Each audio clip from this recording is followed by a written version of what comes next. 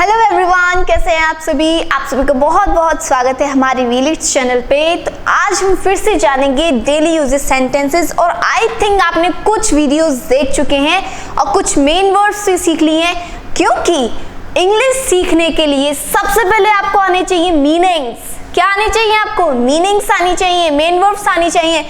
कि अगर मैंने बोला वो खाना खा रहा है तो खाना खाने को इंग्लिश में क्या बोला जाता है ये आपको पता होना चाहिए। वह जा रहा है, इसको इंग्लिश में क्या बोलते हैं ये भी पता होना चाहिए।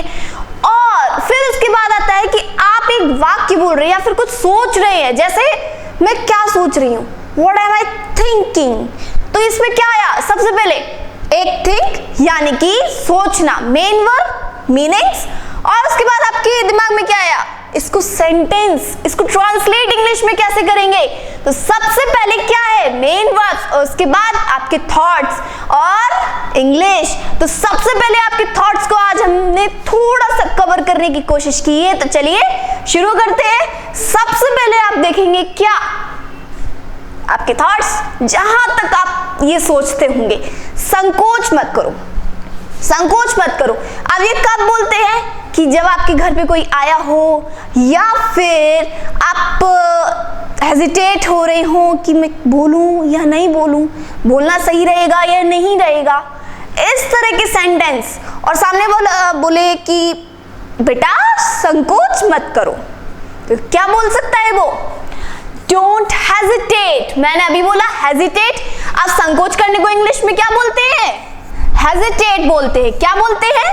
हेजिटेट बोलते हैं। तो डोंट हेजिटेट, संकोच मत करो, ठीक है। उसके बाद उसे नजर लग गई है, हाँ वो कितनी खूबसूरत है, उसे नजर लग गई है, या फिर मुझे नजर लग गई है, ऐसा भी बोलते हैं।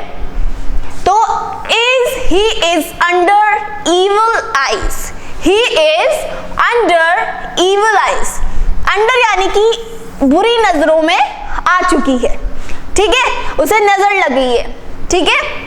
मुझे चक्कर आ रहे हैं, मुझे चक्कर आ रहे हैं। अब आपको ठीक नहीं लग रहा है, थोड़ा सर दर्द हो रहा है या सर घूम रहा है, तो आप बोलेंगे मुझे चक्कर आ रहे हैं, बोलेंगे। तो आप उसे इंग्लिश में कैसे बोल सकते हैं? या फिर किसी को आ रहे हो चक्कर, तो वो इंग्लिश में कैसे बोल सकता है? आई एम फीलिंग डिजी। क्या? आई एम फीलिंग डिजी, ये बोल सकते हैं। उसके बाद अफवाह मत फैलाओ, अफवाह मत फैलाओ। किसी किसी की आदत होती है कि कानों में बोल के उसने ऐसा किया, हाँ, और दो चार और लगा दी बात, ऐसा करते हैं, बट ये गलत बात है, ऐसा नहीं करना चाहिए। अफवाह मत फैलाओ। इसको क्या हुआ? Don't float rumours, don't float rumours, फैलाना, फ्लोट रूमर्स यानी कि अफवाह। मीनिंग्स भी याद करते चलो, ताकि आप इन शब्दों को, इन वाक्यों को अपने तरीके से भी बोल सको। जरूरी नहीं है कि सेंटेंस ही आपको याद हो, जरूरी ये है कि आप अपने विचारों को कितने अच्छे से बोल सकते हैं। क्लियर हो रहा है? कितने अच्छे से बोल सकते हैं, ये ज्यादा इंपॉर्टेंट है। तो नेक्स्ट आप देखेंगे, अभी नहीं, अभी नहीं, अभी नहीं, अभी पढ़ने का वक्त है। नॉट नाउ, नॉट नाउ, अभी यानी नाउ, नॉट यानी नहीं, अभी नहीं, नॉट नाउ। ये क्लियर हो गया आपको? Don't hesitate, it is under evil eyes, I am feeling Daisy, don't float rumours, not now. Clear? उसके बाद आप देखेंगे मामले को रफा दफा करो, मामले को रफा दफा करो। इसका मतलब समझो, अब आपकी लड़ाई हो गई है, ठीक है, लड़ाई होगी दो लोगों के बीच में। अब आप लड़ना नहीं चाहते, तो बोलते हैं चलो ठीक है, मामले को रफा दफा करो, यहीं खत्म करते हैं, आगे से बात नहीं करेंगे, ऐसा भी होता है। तो आप क्या बोलेंगे? Hush of the matter, hush of the matter. Matter यानी विवाद होता है, याद रखना, मैटर यानी विवाद होता है। उसके बाद अब देखो, यह तो मात्र एक संयोग है। अब संयोग, संयोग मतलब आप जा रहे हैं और अचानक से आपके रिश्तेदार भी आ गए। अरे बेटा तुम भी आ गए इस मंदिर में, यहाँ तुम कैसे? कुछ नहीं, आप जैसे घूम रहे थे वैसे हम भी घूम रहे हैं। तो ये क्या है? ये तो मात्र एक संयोग है, तो क्या है, इट इज अ कोइंसिडेंस।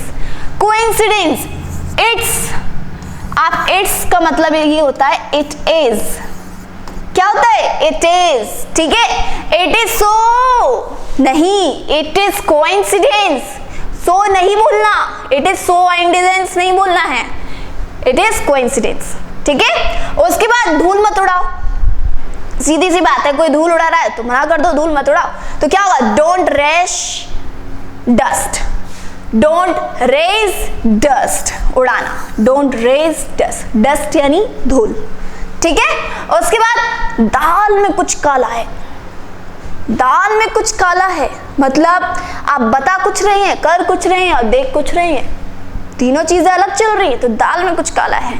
तो क्या हुआ, there is something doubt in the matter, there is something doubt in the matter, मतलब दाल में कुछ काला है, कुछ तो काला है दया, कुछ तो गड़बड़ है ना। तो क्या होगा, there is something doubt in the matter, याद रखना। उसके बाद मुद्दे की बात करो।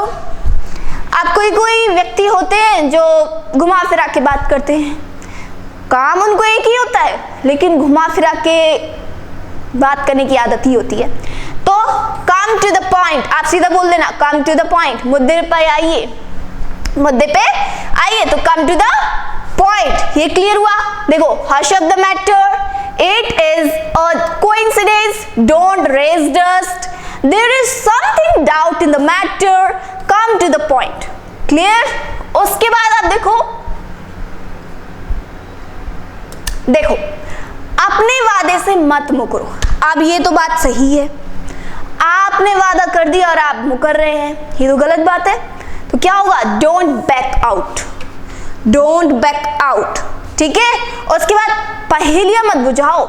मैंने बोला ना, किसी को काम है आपसे, वो घुमा फिरा के बात कर रहा है तो पहेलियां भी बुझाएगा।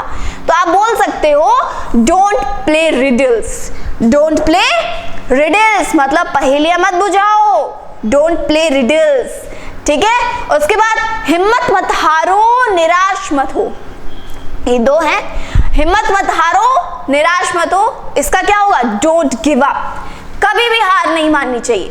Everything is possible, everything is possible, सब कुछ पॉसिबल है, डोंट गिव अप। गड़े मुर्दे उखाड़ना बंद करो, गड़े मुर्दे उखाड़ना बंद करो। अब ऐसा नहीं है कि मुर्दा गड़ा हुआ है उसको उखाड़ दो, नहीं, वो नहीं, इसका मतलब है कि दबी हुई बात, कुछ पुरानी पास्ट वाली बातें आप बार बार ले आते हैं प्रेजेंट में, तो ये तो गलत बात है, ठीक है, तो वो नहीं करनी चाहिए।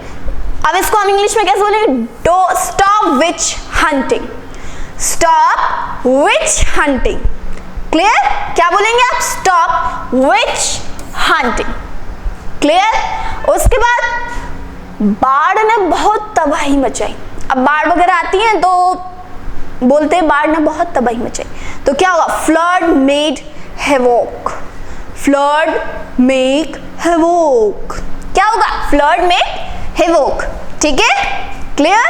अब देखो, डोंट बैक आउट, वादे से मत मुकरो, डोंट प्ले रिडल, पहेलियां मत बुझाओ, डोंट गिव अप, कभी भी हार मत मानो, गड़े मुर्दे मत उखाड़ो, स्टॉप विच हंटिंग, बाढ़ ने बहुत तबाही मचाई, फ्लड मेड हेवोक, ये क्लियर।